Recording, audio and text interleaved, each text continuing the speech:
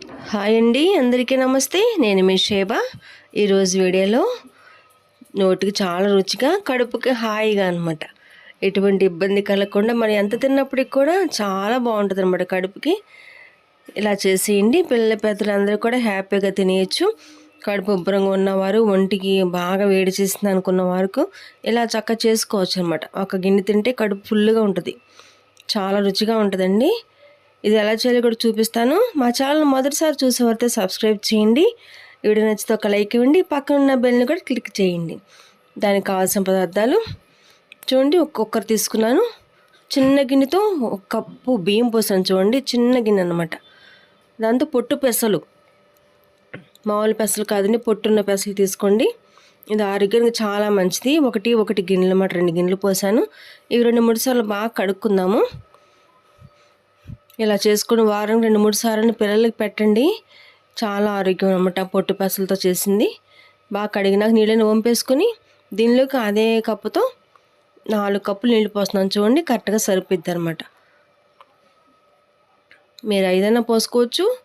నేను కొంచెం గిన్నె తీసుకున్నా కాబట్టి కొంచెం చిన్న కుక్కర్ తీసుకున్నాను. దానిలో కొంచెం పసుపు వేసి ఒక 4-5 విజిల్ వచ్చే వరకు ఇంకా స్టవ్ మీద పెట్టేసుకుని బాగా ఉడకబెట్టుకోవటం అనమాట. 4-5 విజిల్ అయితే కరెక్ట్గా సరిపోద్దండి. మనం ఏమి నానబెట్టక్కర్లేదు దీన్ని. చూడండి, ఉడికిన తర్వాత ఇదిగో ఎంత మెత్తగా అయిపోద్ది అనమాట, చాలా మెత్తగా అయిపోయింది. దీన్ని ఒకసారి మెదిపేసుకుందాం మనం. దీనికి సరిపడా ఉప్పు వేసుకోండి.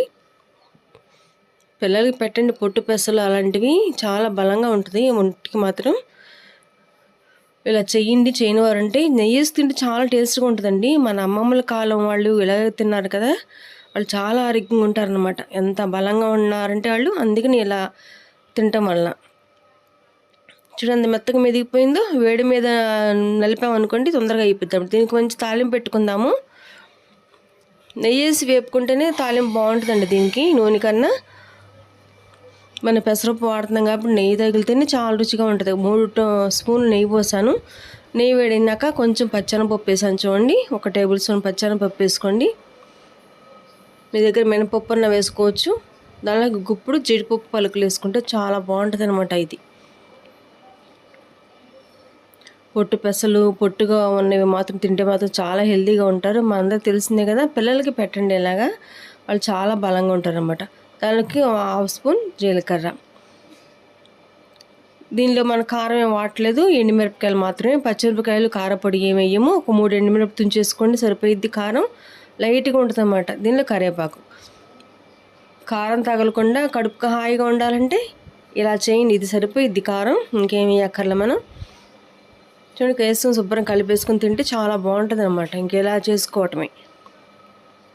కడుపు ఉబ్బరంగా ఉన్నవాళ్ళు, కడుపు బాగాలేదనుకున్న వాళ్ళు చక్కగా తినండి. ఒంట్లో వేడిగా ఉందన్న వాళ్ళు ఉంటుంది కదా, అలాంటి వాళ్ళు తిన్నారనుకోండి వేడంతా పోయిద్ది అనమాట. చక్కగా ఉంటుంది.